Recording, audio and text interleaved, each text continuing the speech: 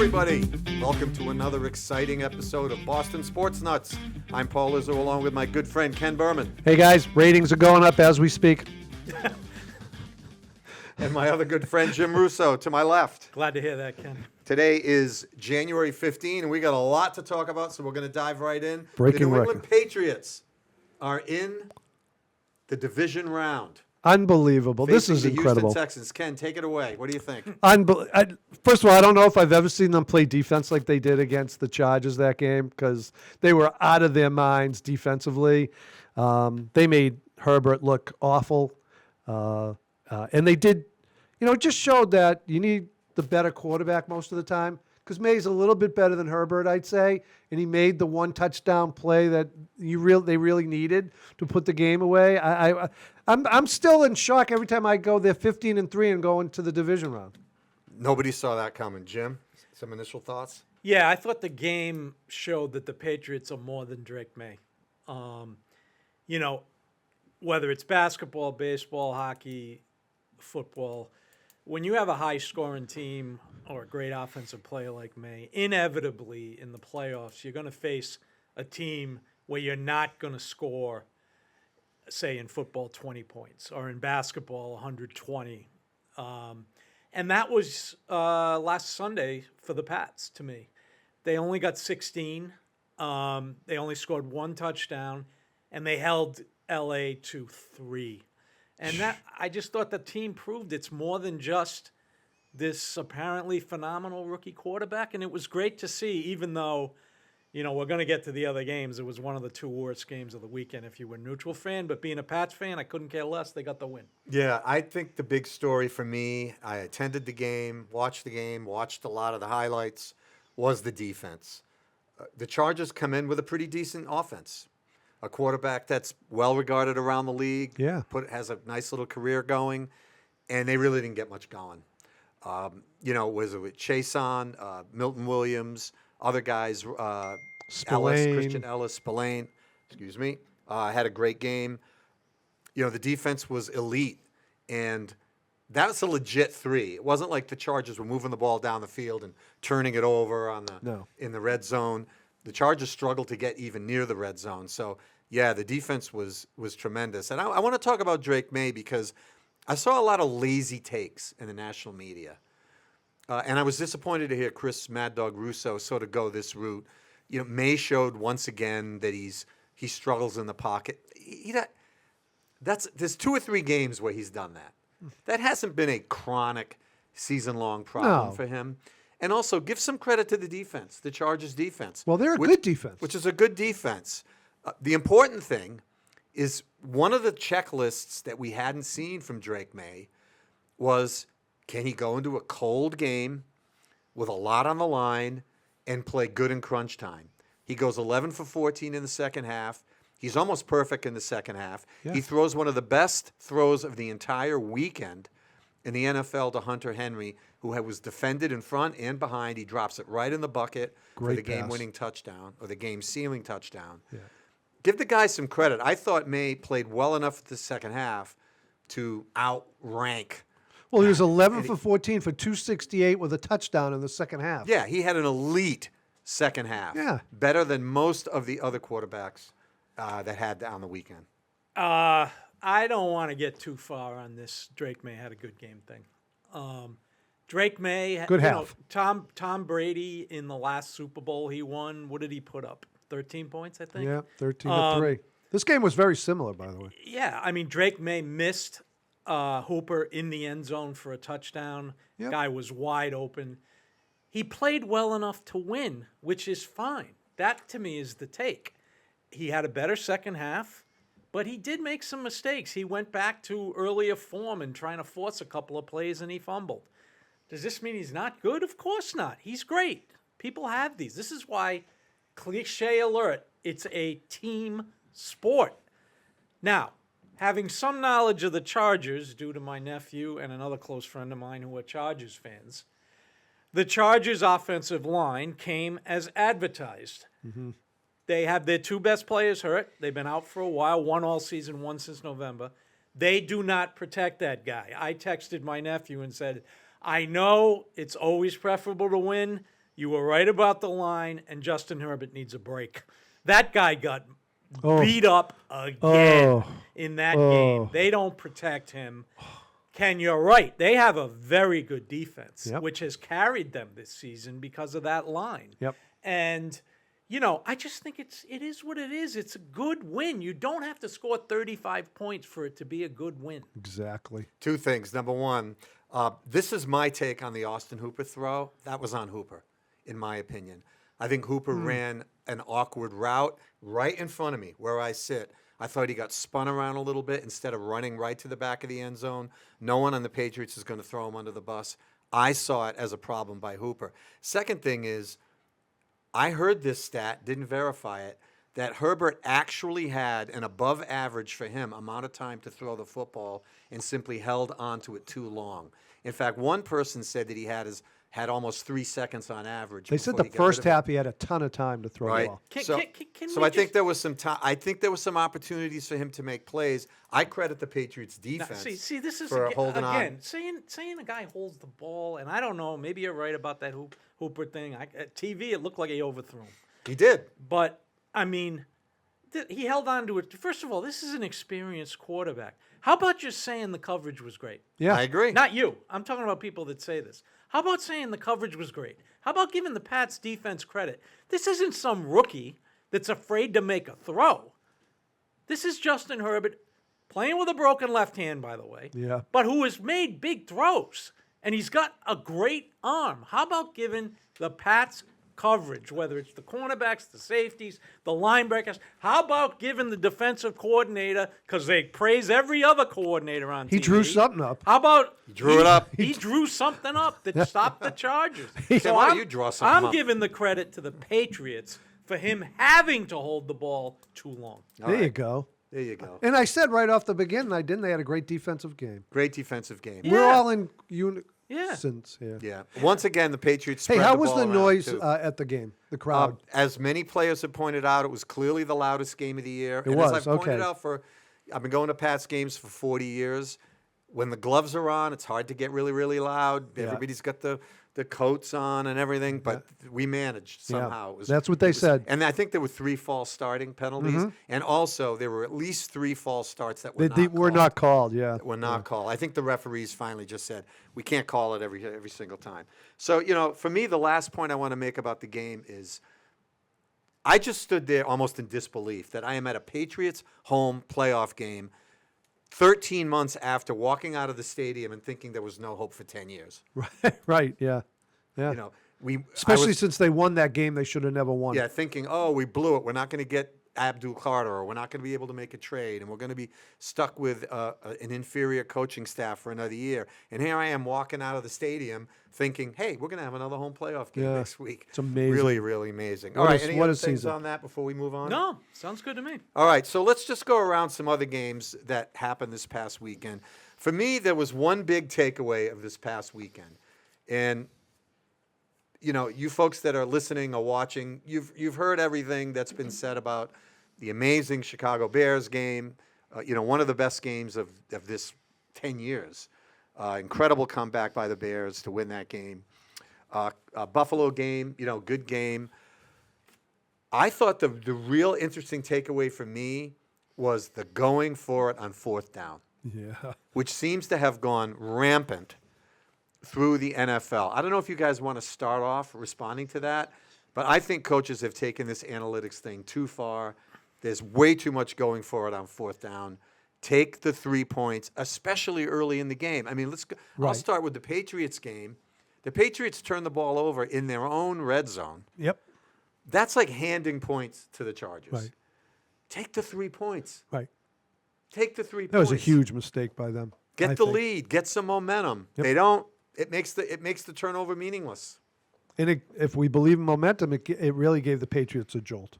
When they stopped them on 4th and whatever, and they didn't score, and they got the ball back, and they were able to move it enough to flip the field, the whole bit, changes the game. But if you take 3 points, you get the lead.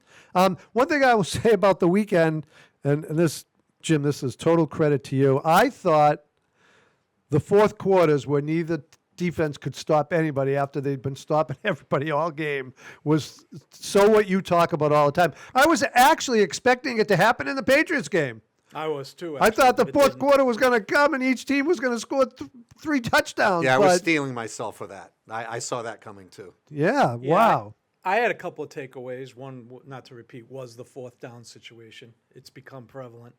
The second takeaway I had was up until the Patriots game, the NFL just must have been loving this, and they should have. It was their best And they should have, because weekend in a long time. this was the NFL product for 4 straight games at its finest. Game after game. This was, a great weekend in the NCAA basketball tournament. This was, so kudos to the NFL because they deserved it for 4 games. They were fantastic games.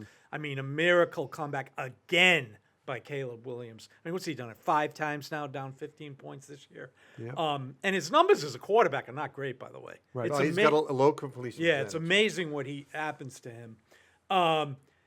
And these games were great. And my second takeaway, I've said this, I'll say it again. I'm sorry. My next takeaway was what Ken said as I texted you guys. The fourth quarter, and this is why I think people go for it on fourth down, is nobody can stop anybody because they do have 4 downs to work with. But I agree with you guys. Sometimes just take the points, especially early.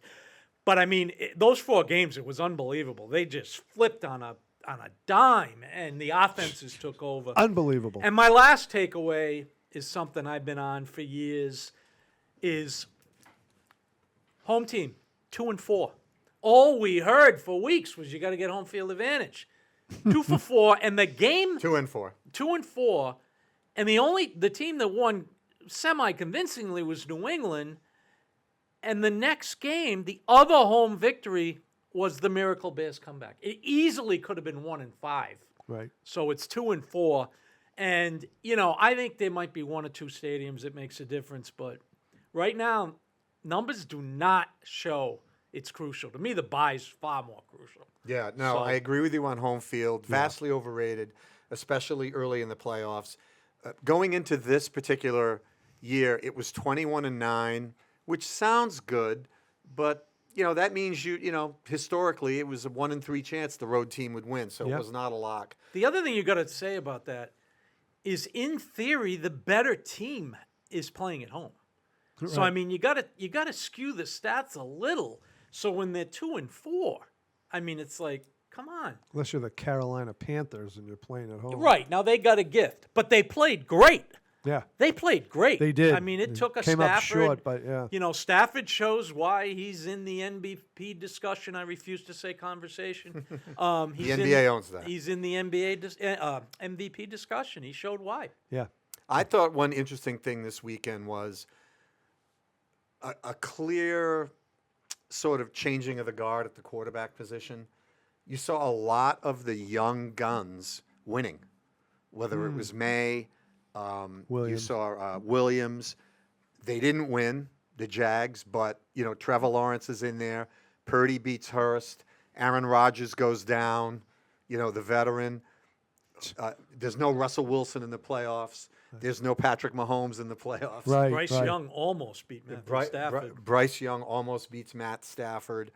You're seeing, that's going to be the next wave. Those Yeah, guys. the new crop. And that was interesting too. Getting back to Caleb Williams, I heard someone else say this, so I want to give the caller credit. He's got a little bit of Brett Favre in him. He seems to want to hum it down the field. He's not too worried about throwing incompletions.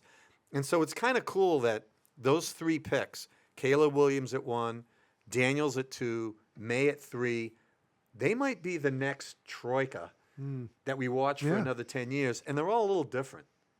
May's sort of in that Hebert, Josh Allen, big, not afraid to run mold. Yep. Daniels is kind of running around with his legs. And you've got Caleb Williams, who can run a little bit, but he's more the gunslinger, likes to chuck it downfield. That's kind of cool. Yeah. Good there's for the some- NFL. Yeah, it's good for the NFL. There's some good quarterbacks coming up. Should be making fun.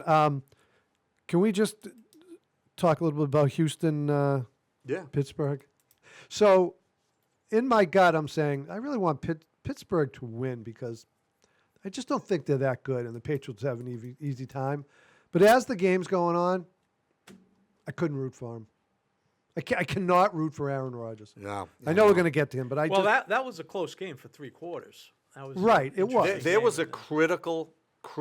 You look at a final score; it's greatly misleading. Yeah, that one was. There was a critical play in that game where it was still a 1-score game. Yep. Very early in the fourth quarter, or maybe the end of the third quarter. Rodgers drops back to throw. He has Metcalf wide open for a 25-yard gain. Metcalf drops the ball. It. Yeah. You could see Rodgers' look on his face because they had really struggled to get the ball downfield. Yep. And that was the game. Yeah. I don't think they made a single play after that. That was sort of it. Yeah, I mean, Houston got 2 defensive touchdowns. Right. In the fourth quarter. Yeah, not long after that. right. So it made the final score a rout, but it really wasn't until then. Quick, early today I had lunch with a Jets fan, and she said to me, I was so happy to see Aaron Rodgers lose. Jets fans are not big fans of Aaron Rodgers. They cannot stand the guy. So why don't we go to? We were going to do that later, but why don't we go to Aaron Rodgers and then we'll switch back to this week's games. The Rodgers legacy is very interesting. The national media is going to laud him, and I think the one thing I will give him is, in his prime, he had a tremendous arm. He made a lot of clutch plays. There was the famous Hail Mary. There've been they'll string together some ridiculous throws, into the proverbial bushel basket. His postseason record, not so great. Not great. The Packers had numerous chances to go deep in the playoffs. He did not, except for once, get there. Right. He finishes, I believe, 11-11 in the postseason, which, 11 postseason wins is, compared to Brady, not much, but okay. But it's not on the level. It's not. I think Mahomes will clearly beat that. Oh, yeah. By a mile, and I think Brady crushed it. Brady's in the high 30s for postseason wins. Yep. For me, Aaron Rodgers is a net plus, obviously, but I don't put him at the top. I really don't. Absolutely I think as a leader, as a guy that could win the big postseason games, as a guy that a team could rally behind, I don't know. Not for me. Not for me. Go to Ken. This is his baby. Yeah. First of all, take all that you said. Plus, he's really unlikable. That's what I'm saying. I couldn't root for him to do good in that game because it's just his personality over the years has always been unlikable and smug and condescending, and I just it's not a guy I can root for. And plus, I think he's overrated. Ask Felger, who's the biggest Packers fan in the world. Couldn't wait to get him out of Green Bay. He couldn't make a play except for that 1 year to win a big game. I mean, I don't know. When let's go back some years when everybody used to tell us he's better than Tom Brady. Who told you that? There were were a lot of people that said national that media at one point. at his He was peak. the best quarterback in the league by far, even though he wasn't winning. And Brady, I was like, he doesn't. You got to win at that position at that point. I know regular season wins are important, and he's got great stats.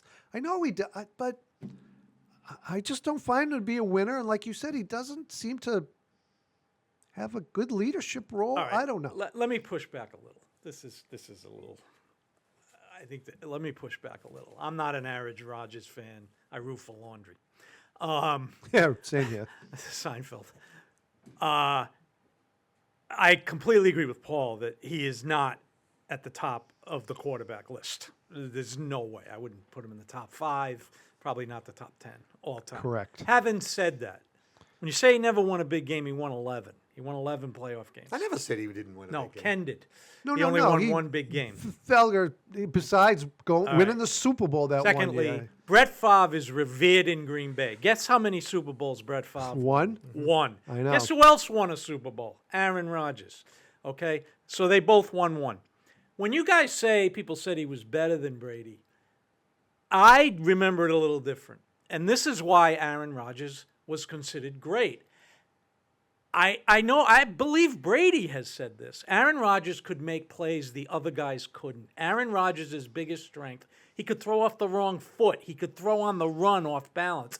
That's why he's considered great. Peyton Manning has all the stats in the world. He's won 2 Super Bowls, and by the way, he didn't play well in either one of them. Right. Okay, one for the Colts, one for Denver. Right.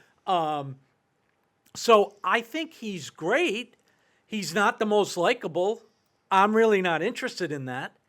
And I think he's great, but I do agree with Paul. If the things coming out are going to say, Brady, Montana, Manning, Rodgers, no way. No way. No way. First of all, I'd already put Mahomes over him.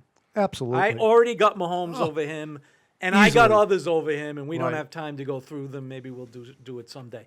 So that's my take on I got Aaron Babe Rodgers. Parilli over him. It was his individual skill at making I got Babe Ruth over. just superb plays with his athleticism. I Yeah. think that's a good. I think Yeah, that's a good well point. put, that Jim. that no one could question his. And I think I said this that he's had some unique skills and talents, and his ability to flick the ball downfield Right. off the wrong foot. I get all that, and naturally, the national media is now going to have a mostly positive spin on his legacy, Yeah. and so forth and so on.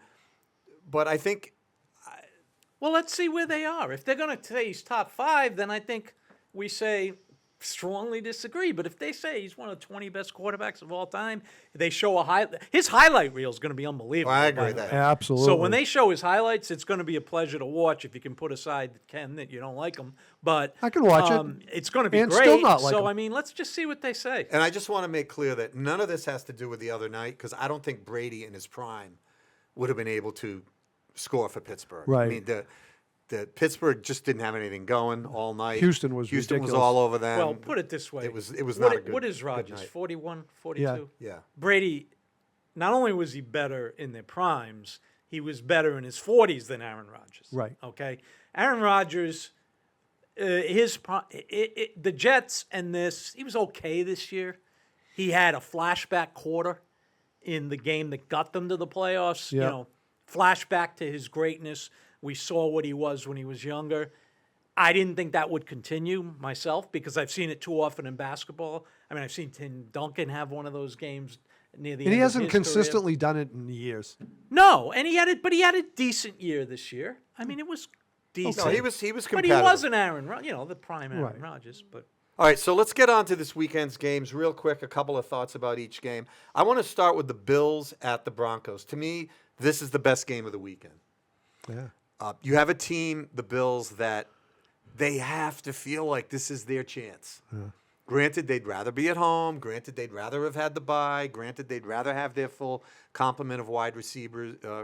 Gabe Davis is going to be out. That's a blow. The Broncos are tough in Denver. Jim, the horseshoe, don't get him started. But Aaron Rodgers, Josh Allen has to feel like this is their chance. I would think so, right? He doesn't have to go through Mahomes. Yeah, it's a hell of a matchup. I think the Bills are going to win the game. Yeah, I agree with you. I think the Bills are going to win the game. I think they're they're gonna, I think Denver is a number 1 seed. They legit earned it, but I think they have some weaknesses. They also had an easy schedule, by the way. Yep. The fourth easiest, not the easiest. Patriots had the easiest. I just think that Josh Allen is going to will his team to win, find a way to do it, and make it happen. I think they'll outscore him. I know Denver's defense is good. I know they're in Denver, but I think Allen can outscore him. Jim, Yeah. any thought on that? yeah, losing Davis hurts, but I think Buffalo's going to win. I think most people think Buffalo wins. I do think people are shortchanging Denver a little. They did have the 4th easiest schedule, and I think it's kind of the in thing to do to pick Buffalo. Yeah. But I think in this case, the end thing's right. Yeah. I think Buffalo is going to win. And I also look to, and I know this is not determinative, Jacksonville went into Denver and beat them pretty good. The Bills beat Jacksonville in Jacksonville. I know it's matchups thing, but the only thing I take from that is you can go into Denver if your quarterback's good and win a game. Yep. So I go with Buffalo in that game. Yeah, I mean, people talk about the Patriots and the House of Horrors in Denver and the things that have happened over the years. And it's funny to think about it, actually. Yeah. But in some of those games, the Patriots were shorthanded. They didn't have Gronk. They didn't have, different guys. I also think, by the way, this game, a lot of focus on Allen. But this is a big chance for Bo Nix. He did not play well in his playoff game last year, so this is his first game. No, he's second year or whatever. I think he's Drake May's year, isn't he? Yep. he is. Yeah, so I mean, I'm not saying his career's over or anything, but this is a chance to put his stamp on the playoffs. So I think that's going to be fun to watch too. Yeah, so he's the third quarterback in last year's draft to make it to the semifinals. 2 years ago draft. Well, last year, 24. Oh, Yeah, okay. 2024 draft. All right, so 49ers at Seahawks. Again, I've said it before. I've been to 3 or 4 games in Seattle. There's nothing like it. It's like going to an Aerosmith concert in 1975. It's just so loud. It's almost beyond belief. I've heard it said that because they just played recently, it's going to be hard for the Seahawks to beat the 49ers again. I don't see that. I think me neither. I think the 12th man steps up, and I think the 49ers are going to really struggle to score. Well, first of all, 49ers lost Kittle. So they're down to McCaffrey as a main weapon for the most part. I don't Hell think of they a have. weapon. What? It's a hell of a weapon. It's a great weapon, but I'm not sure it's enough. And Seahawks have had a great year, and I'm going with what you said when you've been at that stadium, how loud it is. That's one of the stadiums that I think has that home field advantage. I don't know how much that means nowadays. But I think the Seahawks are just a better team, and I don't think the 49ers have enough weapons right now to beat them there. So Yeah, I think the Seahawks would beat him in Seattle and they'd beat him in San Francisco. I think absolutely. Seahawks are very good, and San Francisco, I'm going to make the analogy to what I said about a high-scoring team having to win a game where they don't score much. The injury-plagued team, it eventually catches up to them. That team is banged up. You can make incredible. a strong argument for Shanahan as Coach of the Year. Yep. To me, it's him or Vrabel. And I really cannot say I have a problem if Shanahan wins. The injuries have been incredible. He plays in the toughest division in football, and to do what he's done with that team is incredible. And then they lose Kittle. So this is not like, we lost one guy. No, we lost one guy on top of all the other guys we've lost. Yeah. I just think it's got to catch up to you. And when you're playing a great team like Seattle, and the one advantage you can say is what Paul said, loudness. It is the ability of a quarterback to make changes without being heard.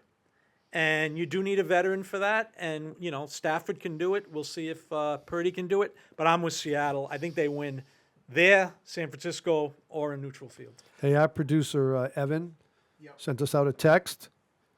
Playoff records, Mahomes 17-4 in the postseason, Aaron Rodgers 12-11. 12-11. I thought it was at 11-11. All right. Okay. Yeah, well, Mahomes 17-4. Well on his way to that's not bad. significantly eclipsing that. Okay. Rams at Bears. I want to use a phrase some version of something he said. I think the Rams are a trendy pick.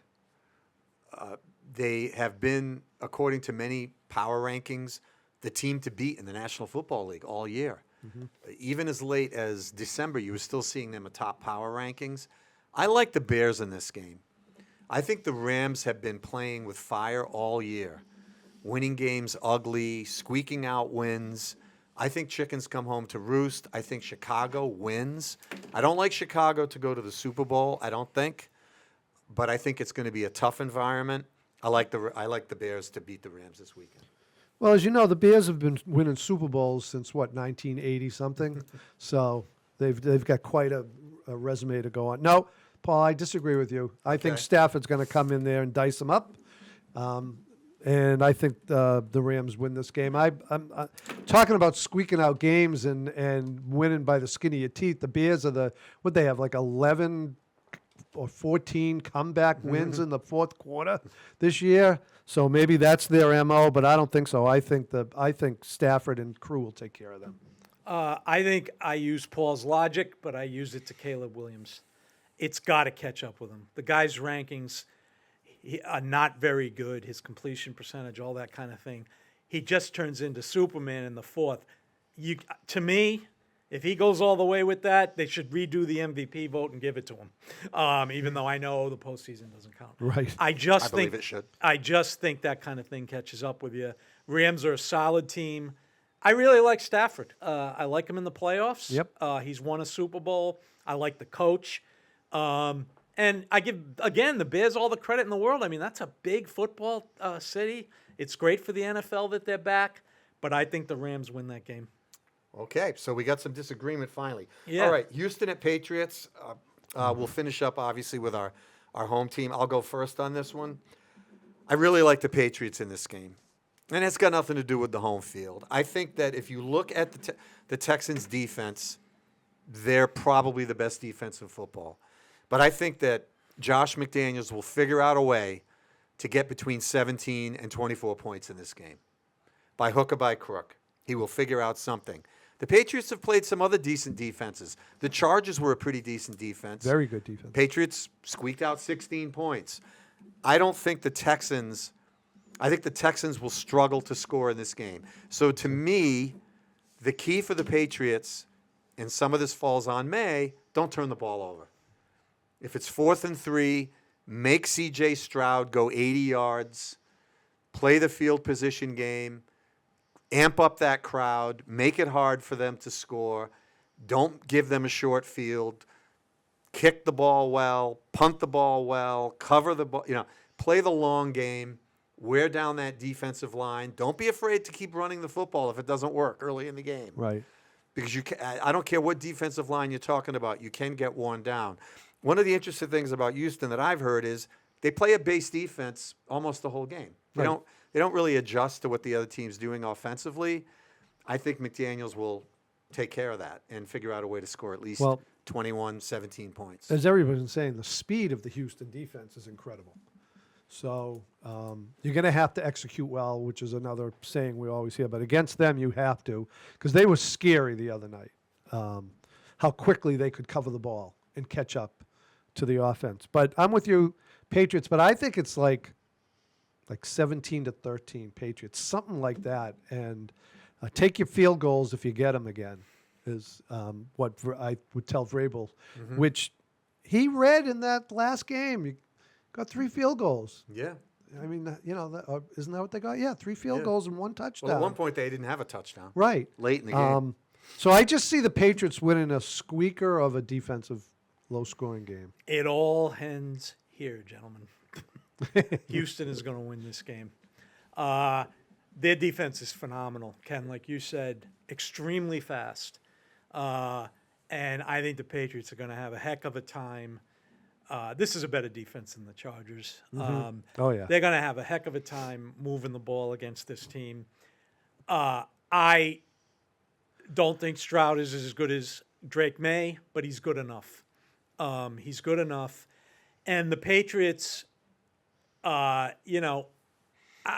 not a knock against them to pick against them to me. You got 2 really good teams here.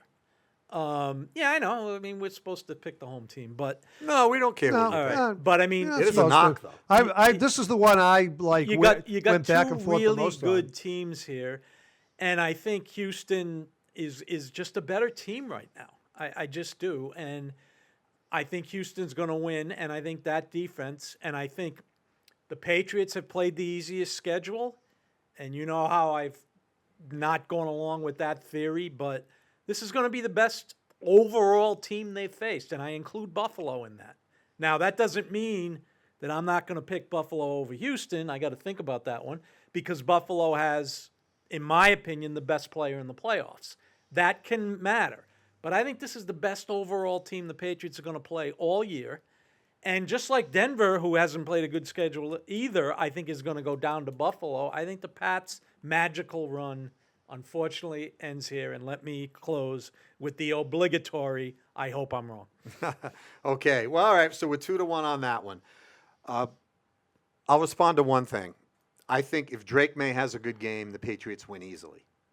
I just think if he can find open receiver, if they can, I just don't think that Houston can score enough to win the game.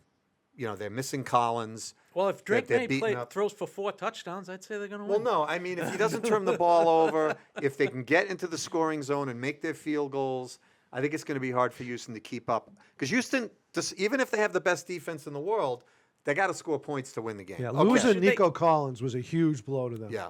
Oh, he's Well, out. not definitely out, Yeah. but they don't think he's going to. That's a second Let me say one more concussion thing and- about these Go ahead. games. I got the road team winning 3 games. You guys got them winning too. Yeah. Yeah. Well, I think we've all learned from you over the years that it doesn't mean as much as people want it. Okay. Our last segment here, we're going to talk about the Boston Celtics. They've been on a little bit of a skid lately. A little bit.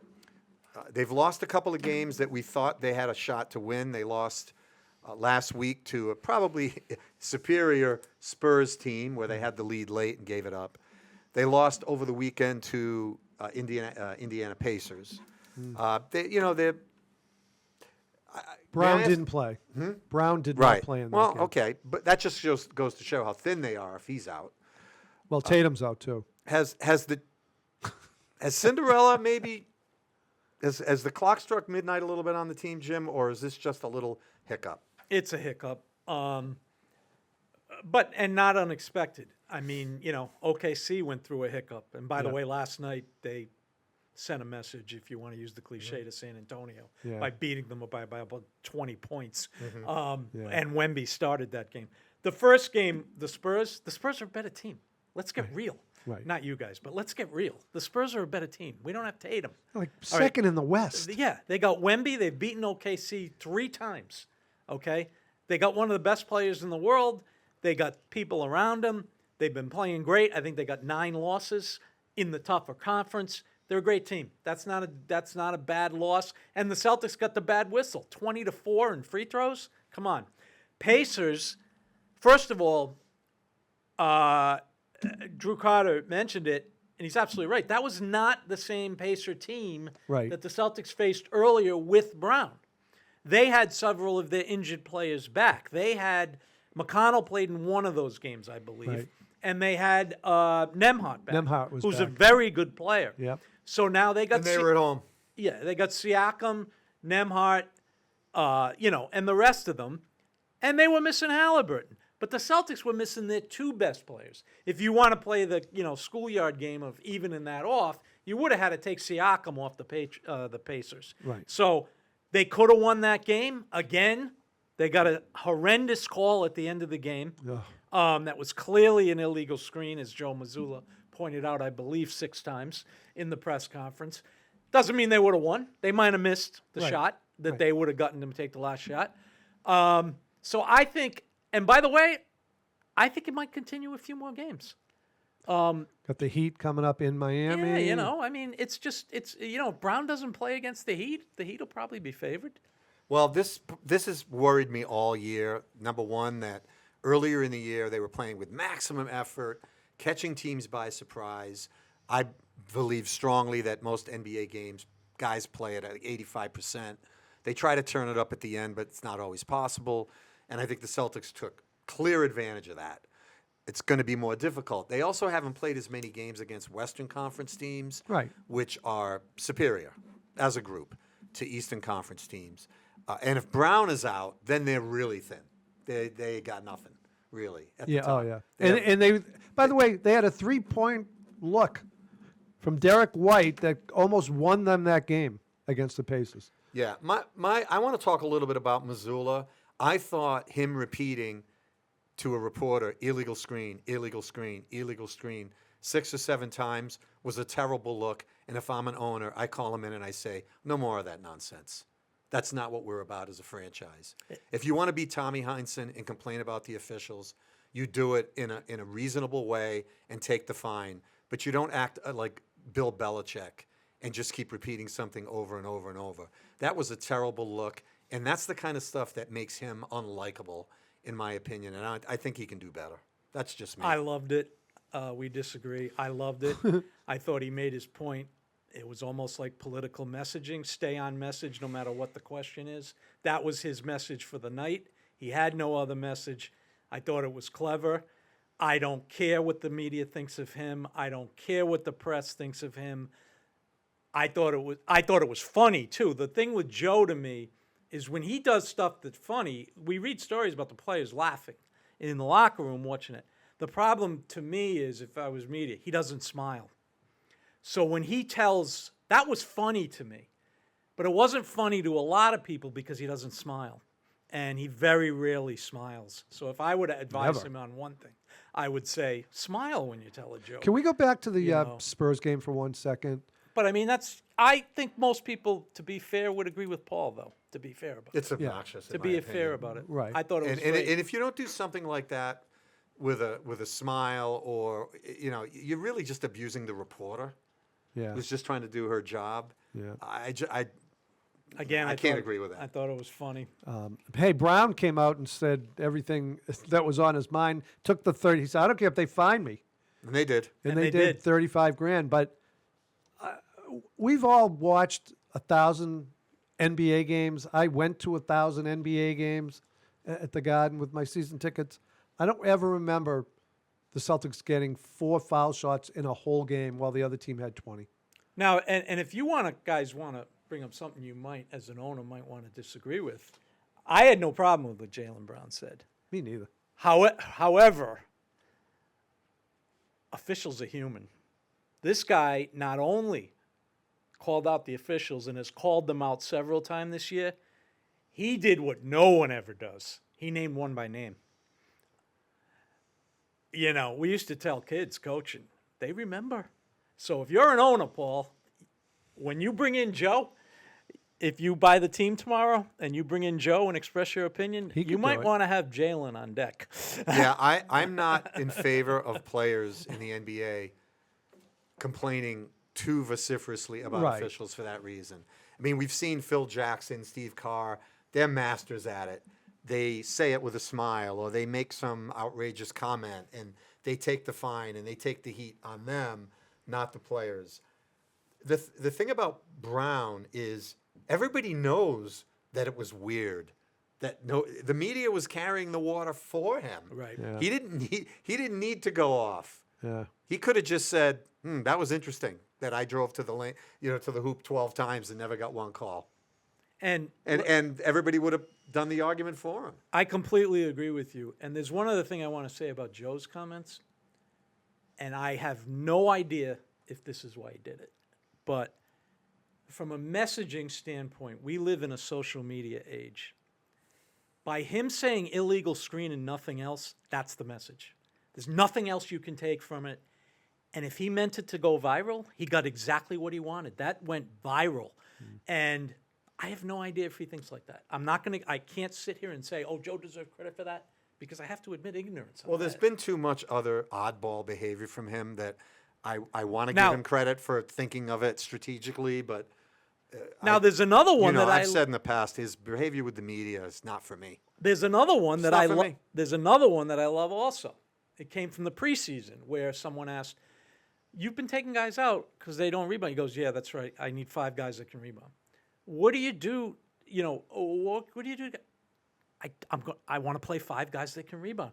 This was asked of him 3 or 4 times. He gave the same answer, and I'm thinking, man, this is so great because that's what it's about. He's just trying to find 5 guys that can rebound. He doesn't need to get into technicalities or cover 2 or cover 3 minus 1 or cover 0 with 2 blitzes on the corner. He just needed guys that can rebound. Now, the thing I would say, he wasn't pulling Jaylen Brown. He wasn't pulling Derek White for that. Right. But I like that answer, so whatever. Okay, so all set with the Celtics? No, I got one more thing with the He's got Celtics. one more thing. He's got one more. We didn't talk about a couple of the problems they're having. All right, So make it quick. All right, I want to go through 2 problems. Number 1 is the 3-point shooting of the other teams, okay? We've watched during this so-called slide or whatever for like 4 or 5 games, teams either come into the Garden or somewhere else where guys who do not shoot well from 3 are shooting lights out. Yeah. It's unbelievable. And Especially early in the game. early in the game, and we're also watching them not be contested. So what I'd like to know, and again, I don't, is this intentional? Are the Celtics playing old-fashioned man-to-man defense where you slide to the ball side because, this is by the time they get it to the guy 25 feet away, he's not going to hit it, in which case I strongly disagree.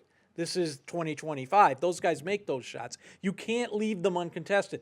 Or the classic player versus coach dilemma, are the players just helping too much when it's not necessary? I mean, I see guys who are covered fine.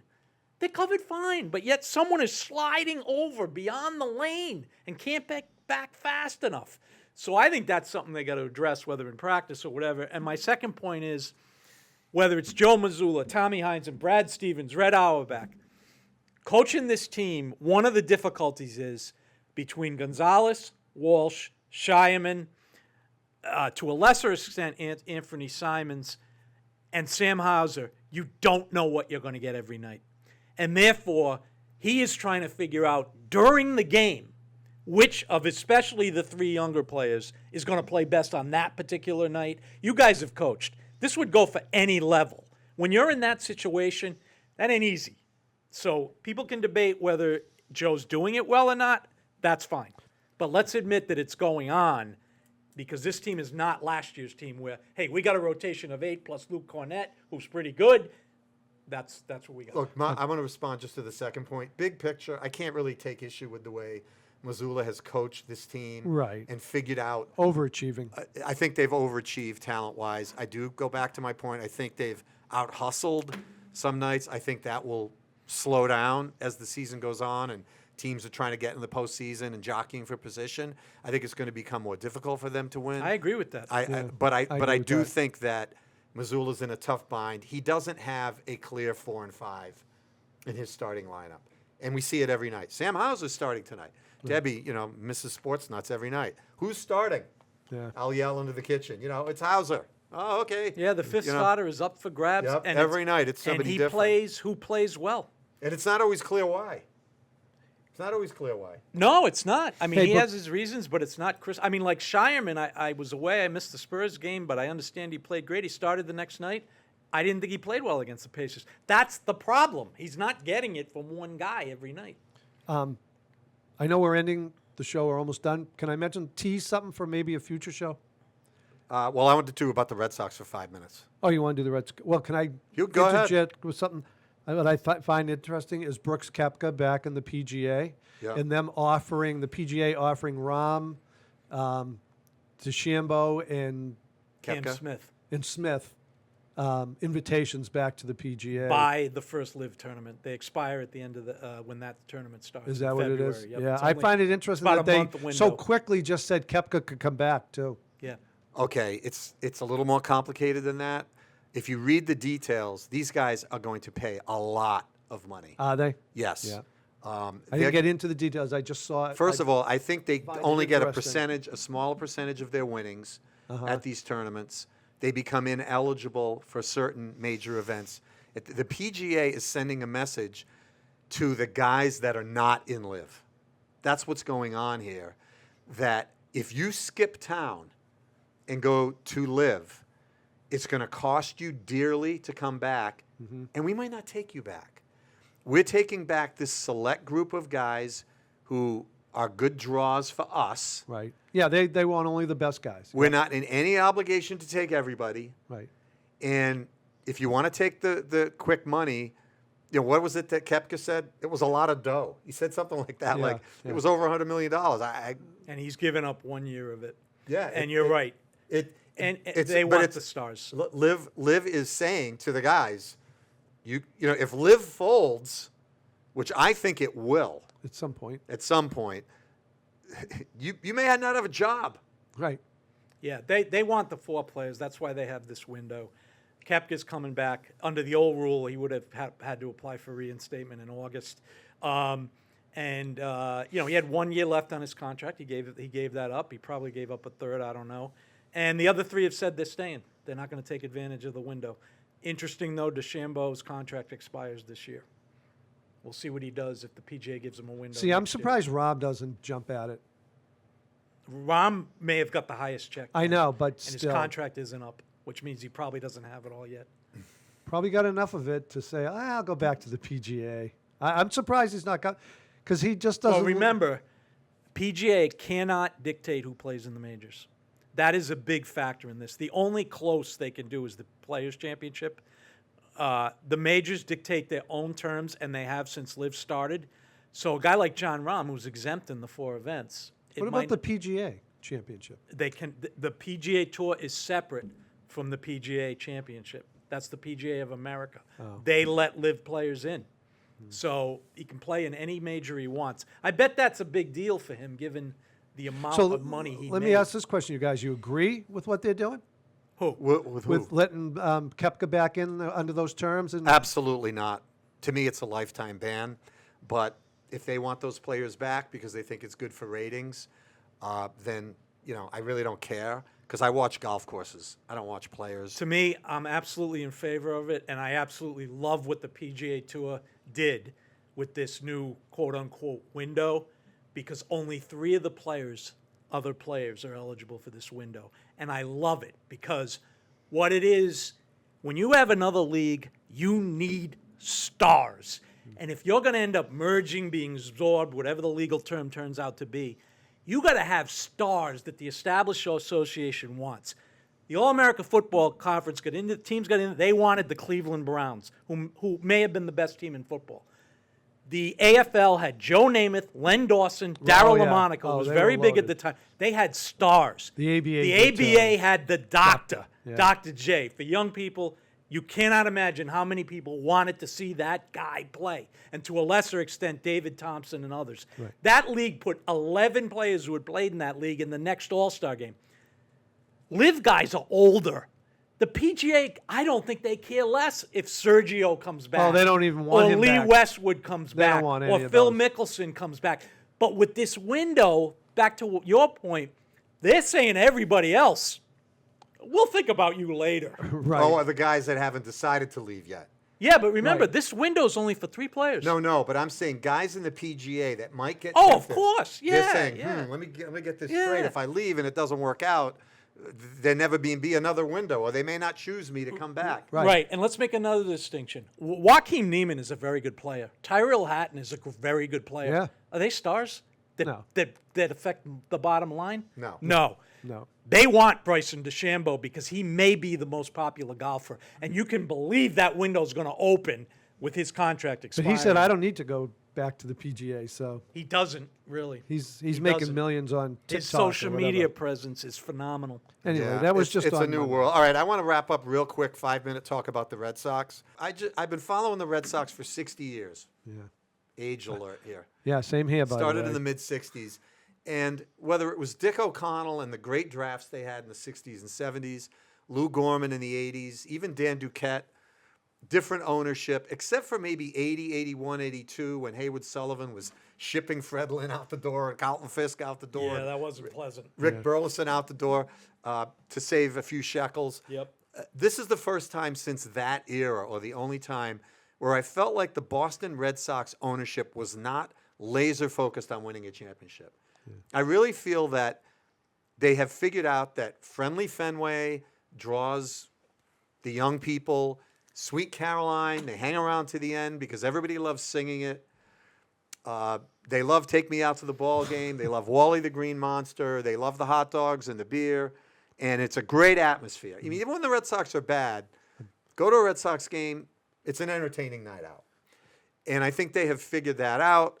I don't think they want to lose, but I think the Red Sox have become part of a portfolio together with, what was the Penguins. Now they're apparently up for sale, or they've been sold. Yeah. They've only signed the one free agent, the pitcher, even though they've needed tremendous help, especially from the right Right-handed side. power, yeah.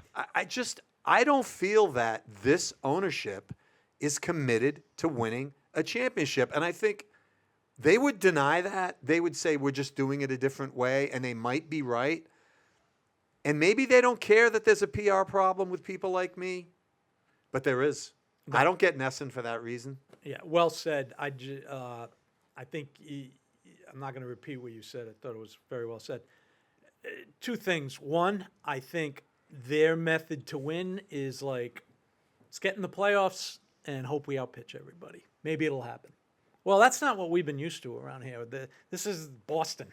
I mean, we're used to going for everything and signing big name players, and the only teams we really should be losing players to, that if we really want them, is the Yankees and the Dodgers, really. And the second thing I would just add, someone I read somewhere pointed out, the Red Sox, again, taking aside whether you think Bregman was a good deal or not, the Red Sox have lost 2 all-star third basemen in 2 years. And I'll point this out. They alienated a guy who, it's this blame on both sides. There's blame to go around. But they alienated the guy who, yes, wasn't a great fielder, but drives in 100 runs and hits over 30 homers a year. Every year. Every year. They alienated that guy, and the guy they brought in to replace him is now gone. Right. So... And they got nothing for either one of them. Yeah. So it's like, what is going on? I mean... So, Well, I'll say this- I agree with you, Paul. Yeah, the Devers deal is going to look better in 2 years when having a third baseman at $35 million is going to look like chump change. Right. Anything to add Well, to I that? wanted Bregman on the team. I know that you weren't so much for it, Paul, overall, but I want him because I still think he's a quality player, a good third baseman, hits from the right side. I'm going to assume he's healthy because last year when he was healthy, he was really good until he got injured. And they need some right hit. So they got pantsed by the Cubs on him, because they wouldn't go. Well, they were way under what he got from the Cubs. Supposedly it was 175, 165. Yeah, the Red Sox would not give him a no trade. Yeah, they wouldn't give him a the no Cubs gave. trade. That's not even close. Right. Because at that age, he does. That's the key. Right. Is the no 10 trade million clause. bucks and no trade. Well, he apparently liked Boston, and his family did Yeah. too. Yeah, He wanted to stay, and he didn't want to find out in a year that he was going. So the Yeah, report, and he saw what just happened to Rafael Devers. right, and the Good report point. was that the Red Sox came off as they were outsmarting everybody once again, and then they didn't get him. And I'm with you; they don't seem laser focused on committing to So how many times have we heard in the last I don't know how many years now they're in on this guy? The Red Sox are in on this guy. They don't get any of them. Well, that's the media falling for the Right. leaks. Get one of them. And to give Shaughnessy credit, he correctly calls everyone out every time. Yeah, get He one of does. them for Yeah. us. He does. Yeah. Yep. Before it happens, too. By the hey, way. Called everybody out on Alonso. I'm disappointed that they didn't get Bregman. That's me. All right. Well, that'll do it for today's Boston Sports Nuts. We're hoping we're back next week with a Patriots victory. Woohoo! That'll we're going on Go the AFC Pats. title game, but win or lose, they've had a great year. All right, we'll see you next time on Boston Sports Nuts. Thank you for watching Boston Sports Nuts. You can find all of our episodes available on Spotify, Apple Podcasts, and YouTube. For more information, go to westwoodmediacenter.tv or follow Boston Sports Nuts on Facebook, Instagram, and X.